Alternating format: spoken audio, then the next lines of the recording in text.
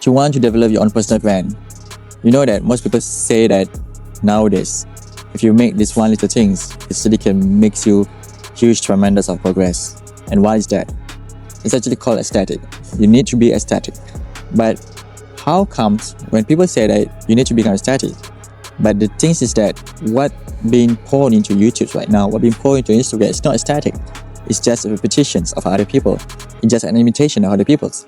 When I watch my YouTube videos feed, when I open my YouTube's apps and I just watch my feeds, I see a lot of content actually resemblance to one another.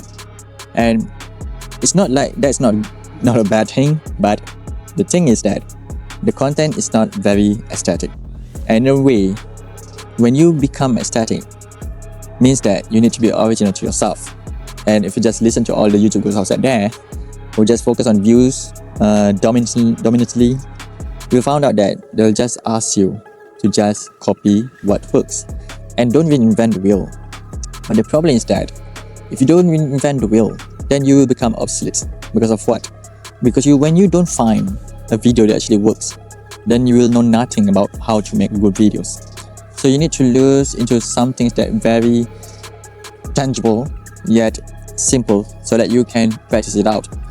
So in a way that if you try to get more views for your videos, it doesn't mean that you will get more clients. When I make my own videos, I don't focus on views, but I just focus on how to help the people that I target for, like you. Because I know that you want to start your own personal brand. It's just that you don't know how to start. You are very professional in your industry. You have a lot of working environments, working experience, and challenges that you face along the way. And those kind of stories are actually worth to telling out, worth for you to speak up, worth for you to share to the whole world. But when you just watch a lot of YouTube content outside there, they keep telling you don't reinvent the wheel. Just make similar types of content, put your own twist, improve from there. It's actually doable, and I've done it. I have 3 faceless YouTube channel, and that's actually the strategy that I implemented for my channel, and it works tremendously. And I have no doubt on the strategy. But you need to think, what is your intention? When you want to make a personal brand, it's not about views, but it's actually about showing people who you are and also helping people that you want to help to overcome the challenges that you face. Those people that relates to you will become part of your community. So when you have a strong community, actually a very good feelings where you can help others to improve, just like the teachers. What the best thing for teachers apart from their wages, apart from their salaries, is just to see their pupil, their students become more successful than ever, because that is the intention when you want to become a teacher. So in relation to personal brands, what you need to think is that, what is your intention? From the bottom of your heart, what do you want to achieve? How do you want to achieve? And why you want to achieve it? So this is the reality that most people doesn't figure it out first, and they're just making videos, just follow and imitate other people, and just do what the YouTubers are saying, and eventually it will just lead you to burnout because you're not enjoying the whole process. For you to be having the success on YouTube, be it for your personal brands or you just want to seek for more views and engagements, you just need to remain consistent. And what's the best way to remain consistent? It's just having fun doing it. So you need to have some fun, some excitement that will fill up your anxiety in a good way, that you become better and better every time you record the videos. And this actually will help your personal brand to become so magnetic. And being aesthetic is one of the things that people neglect of.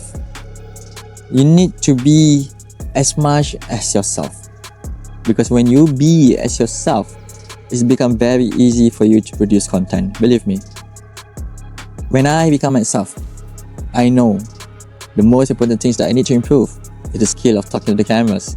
Because even though I know myself, I've taken my personality test, I know who I am, who I want to serve, but eventually it comes about how to get my message being delivered to you.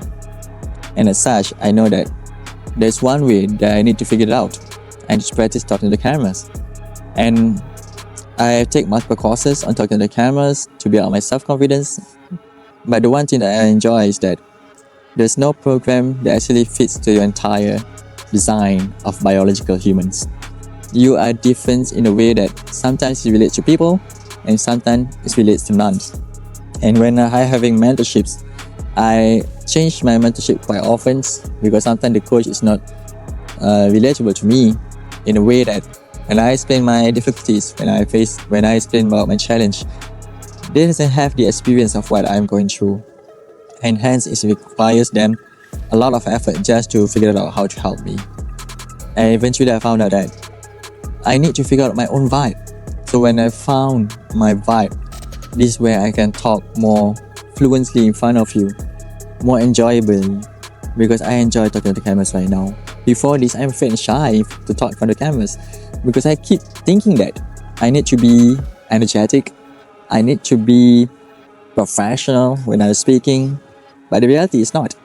I just love talking to the cameras right now because I can just be myself.